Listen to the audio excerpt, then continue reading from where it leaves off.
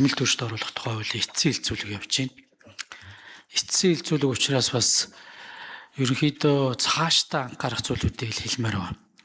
Нөөдийн босхийг зүгээр өндөр болгохын бас сөрөг болон давуу талууд байгаа. Тэгээ энэ дээрээ бас яг нэг тодорхой яг бодиттой судалгааг сайтар хийгээд ер нь нөөдийн татвар яг шударгаар бүгд л төлдөг болмоор байна. Тэгээ харин буцаалтын хувь хэмжээ байд юм уу? Ер нь нөөдийн татварын хувь хэмжээ байд юм уу? Энийг нэг эргэж харах байдлаар явахгүй бол 400 сая гээд одоо бос явцдаг. За тодорхой аж ахуй нэгж байгууллагууд энэ хуулийн үйлчлэлээс гарна. За энэ худалдаа авах, за энэ бизнесийн харилцаанд дах нөөдийн одоо энэ ялгамжтай байдлаасаа болоо компани хоорондын харилцаанууд алстай харилцаанууд тасрахгүй гэдэг бодлогод байгаа байхгүй. Тэгээ нөгөө компани жижиг компаниуд түүх үүсдэг.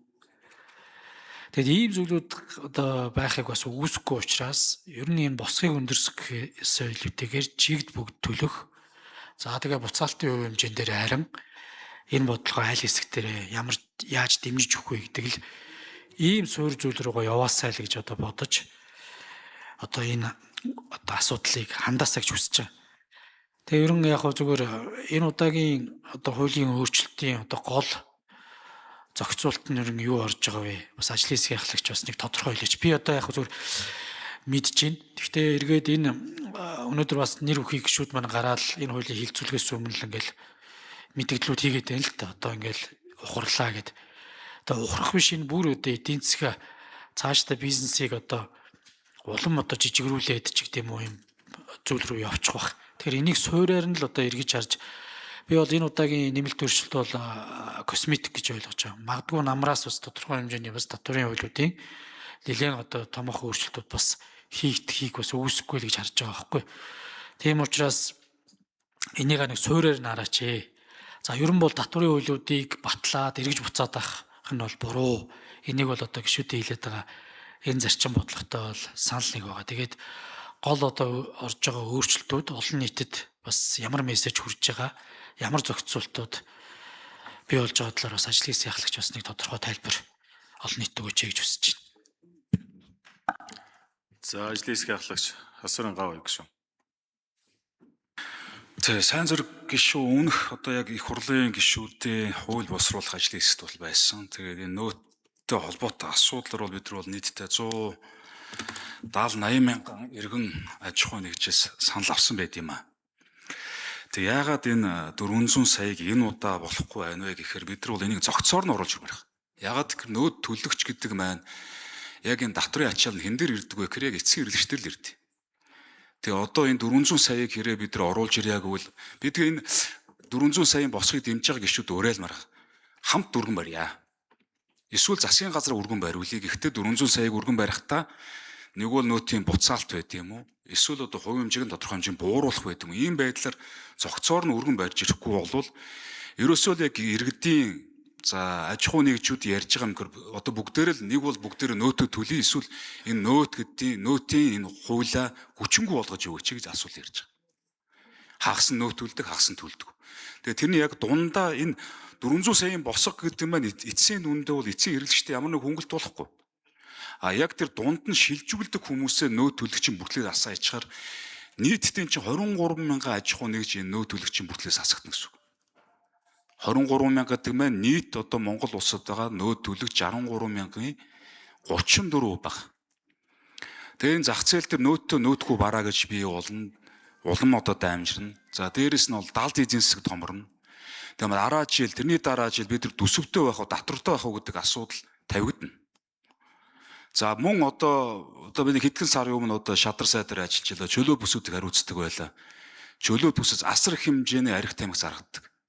Тэгээ тэрийг ингээд баяр болгоны өмнө орон нутгаар ингээд зардаг. Иргэдийн хувийн дансыг ашигла тэрийг зардаг. Тэгээд 50 сая төгрөгийн босго төрө тулангуудаа өөр хүний дансыг аваад тэгээд дахиад зардаг. Тэгээ эн чинь бол үндсэндээ тэр архийг бид нар лабораторийн шинжилгээч байхгүй. За одоо нөгөө онцгой татвараач авахгүйгээр ингээ явчихдаг. Тэр энэ нөөт гэдэг маань нөөт төлөгч гэдэг маань эргээгээд тэр бараан тавигдах хяналт, шалгалт, бүртгэл ингээ олон талын эн чинь хяналт буюу бүрэн эн чинь тогтолцооны асуудал байхгүй. Тэгээ бидний одоо эргээгээд энэ 400 сая дээр нөгөө одоо хөшүүргүүдийн алга болгочхоор ямар асуудал үүсч ингээр нөөд хамрагдал өндөр 75% байвал тэр чинь 50% рүү орж ирэх гэдэг шүү дээ. 50% рүү орж ирнэ гэдэг маань үндсэндээ бол одоо бидний сайн ярьж байгаа хяналт, шалгалт, энэ далд эзэнс гэдэг бүх асуудал дээр энэ чинь сөрөг үр дагавар авчрах гээд байна. Тийм учраас энэ удаадаа 400 сая бид нар болёо. 400 сая таавах юм байна. Одоо энэ амрын чуулганаар төсөв орж ирэхэд нь оруулж ирээ. Тэгэхдээ буцаалт байд юм уу, хөнгөлт байд юм уу? Яг эцсийн хэрэглэгчд ирдэг тэр хөнгөлт талаас нь харж хагаад ингээд цогцоор нь оруулж ирээч. Тэгэхгүй бол одоо ингээд энэ асуудлууд төр чинь За, зочид танилцуулъя. Шинжлэх ухааны технологийн их сургуулийн хөдөлмөрийн аюулгүй байдал, эрүүл ахуйн болон ашигт малмуулын баяжуулах технологийн ангийг төгсөж буй оюутнууд улсын их хурлын үйл ажиллагаа төрийн ордонд танилцж байна. За, оюутнуудаа сурлагын их амжилт, ажлын өндөр амжилт хүсье өрөөё.